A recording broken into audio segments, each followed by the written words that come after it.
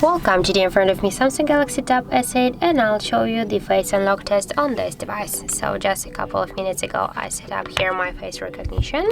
Now I'll show you that I can just unlock the device with my face. So now I'll just make a 5 of tries and we'll see how fast and how useful is the face unlock method on our Samsung Galaxy Tab S8. And just now I'll check if I'm sitting in a good position. So let's start. 1, 2, 3, 4, 5.